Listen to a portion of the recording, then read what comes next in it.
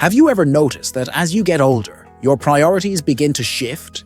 The things that once seemed essential, like maintaining a large circle of friends, start to lose their importance.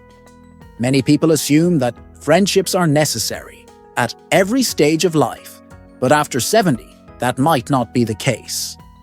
In fact, embracing independence and focusing on your own well-being can be one of the best decisions you'll ever make. In this video, we'll explore 6 reasons why friendships aren't as necessary in your later years as they once were. This isn't about loneliness. It's about freedom, peace, and self-fulfillment. Stay with me until the end. You may find that letting go of the pressure to maintain friendships isn't just liberating, but it could change your perspective on your later years for the better. Point 1. You no longer need to prove yourself to anyone.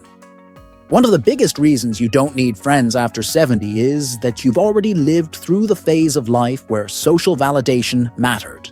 Think back to your younger years. How often did your friendships revolve around proving yourself, fitting in, or keeping up appearances? Whether it was impressing colleagues, staying socially active, or making sure you were included in gatherings, there was always an underlying pressure to be seen and accepted. But now that pressure is gone. You've built your legacy, your career, and your family. The opinions of others simply don't hold the same weight they once did. At this stage in life, you understand that true fulfillment doesn't come from external approval. It comes from within. Take Harold, for example. He spent most of his life climbing the corporate ladder, constantly surrounded by people, colleagues, acquaintances, so-called friends. But once he retired, those friendships quickly faded. At first, he felt the need to keep those ties alive, but then he had a realization. Why should he put effort into friendships that only existed because of work? Instead of chasing relationships that weren't truly meaningful, he focused inward on his hobbies, his interests, and most importantly, his own happiness. Without the pressure of maintaining friendships, Harold found he actually felt freer. No more small talk, no more social obligations, no more worrying about whether people liked him or not. He was simply living for himself, and for the first time in a long time, it felt good. And that's the key. When you no longer seek validation from others, you start to realize how much energy was wasted on friendships that didn't add real value to your life.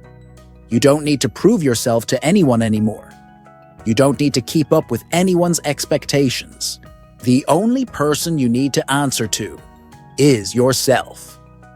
Point 2. Peace becomes more valuable than socializing. As you get older, something shifts. Peace starts to feel far more valuable than socializing. In your younger years, being around people might have felt like a necessity. The noise, the gatherings, the conversations, it all seemed like part of a life well lived. But as time goes on, you start to appreciate something even more. Quiet. And not just any quiet, but the kind that allows you to truly be at ease, free from unnecessary drama, obligations, and social fatigue. Friendships, even the good ones, come with responsibilities. There are phone calls to return, invitations to accept, and unspoken expectations to maintain contact. It's not that friendships are bad, but at a certain point they can start to feel like more effort than they're worth. Take Margaret, for example. She's 74 and used to have a large circle of friends. Her calendar was always full: lunches, group calls, holiday gatherings. But as the years passed, she noticed that many of these social interactions felt draining rather than fulfilling. The same conversations, the same stories, the same gossip. It all felt repetitive. One day, Margaret decided to step back. She stopped feeling guilty for saying no to invitations she wasn't excited about. She let go of the pressure to respond to every call or text immediately. Instead, she started embracing the quiet. She found that the time she once spent managing friendships was now hers to use however she pleased. And here's what she discovered. Solitude wasn't lonely, it was peaceful. That's the beauty of this stage in life. You don't need to fill your days with constant activity or conversation to feel connected. You get to enjoy your own company without the need for constant validation from others. You get to choose peace over pressure. Point 3. Fewer friendships mean fewer disappointments. One of the hardest lessons in life is realizing that not everyone you call a friend is truly there for you. Over the years, you've likely experienced it.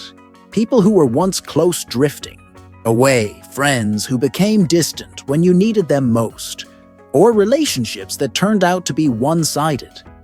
By the time you reach 70, you start to understand that fewer friendships don't just mean fewer social obligations. They also mean fewer disappointments. Friendships, no matter how strong, come with expectations. There's the expectation to check in, to be available, to offer support. But what happens when those expectations aren't met? Disappointment. William at 78 had seen friendships come and go. Some ended naturally, others faded because he was always the one putting in the effort. At first it hurt. He wondered what he had done wrong. But then he had a realization. He wasn't the one who had changed. He had simply stopped tolerating friendships that weren't mutual. That's the thing. When you let go of the idea that you need a large group of friends, you also let go of the disappointments that come with unmet expectations. You no longer have to feel frustrated when someone doesn't check in. You don't have to feel let down when a friendship fades. Instead, you get to focus on the most important person in your life, yourself. And that's not selfish. That's self-care. You deserve relationships that bring joy, not stress. Point 4. Your time becomes more precious. As you grow older, you realize that time is your most valuable resource. You no longer want to spend it on superficial friendships or obligations that don't bring joy. Time once felt unlimited, but after 70, every moment becomes more meaningful. Take Richard, for example. In his younger years, he spent hours maintaining friendships, attending social gatherings, catching up over phone calls, and ensuring he kept in touch. But as he aged, he realized that many of these friendships were built on habit rather than genuine connection. The social outings that once felt exciting began to feel like obligations. One day, Richard made a conscious decision to prioritize himself. Instead of attending every gathering, he chose to spend time on his passions, gardening, reading, and taking long walks in nature. The result? He felt more fulfilled and at peace than ever before. He no longer felt drained by keeping up with social expectations, but rather energized by his own interests. The takeaway here is simple. Your time is yours to use as you wish. You've earned the right to focus on what truly makes you happy, rather than spending it on relationships that no longer add value to your life. When you stop worrying about maintaining unnecessary friendships, you gain the freedom to enjoy your golden years on your own terms. Point 5. True companionship comes from within.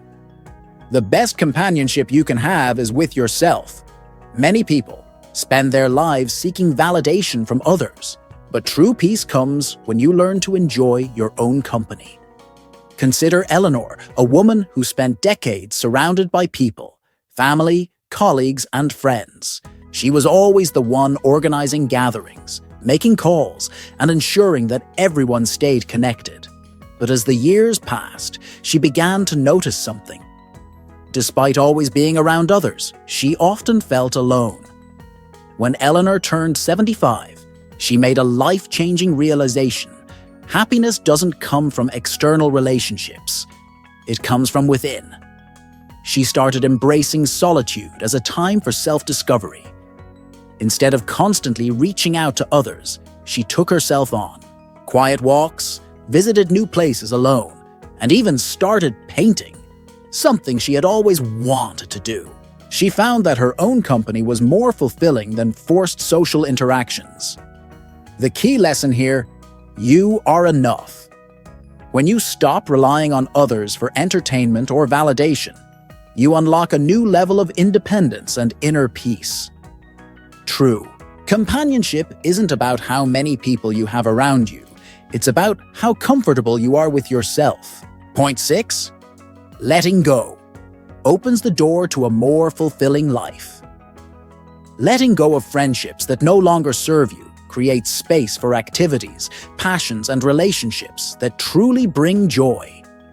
James, a 79-year-old retired teacher, used to believe that maintaining a busy social life was key to happiness. He attended every reunion, kept in touch with old colleagues, and felt obligated to return every call. But over time, these interactions became exhausting rather than fulfilling. One day, he decided to step back. Instead of saying yes to every invitation, he asked himself, "Does this bring me joy?" If the answer was no, he didn't go. As a result, he found more time for meaningful experiences, traveling, writing, and deepening his connection with his immediate family. James's story teaches us that letting go isn't about isolation. It's about making space for what truly matters. When you stop maintaining friendships out of habit and focus on what fulfills you, life becomes richer, more peaceful, and more aligned with your true desires.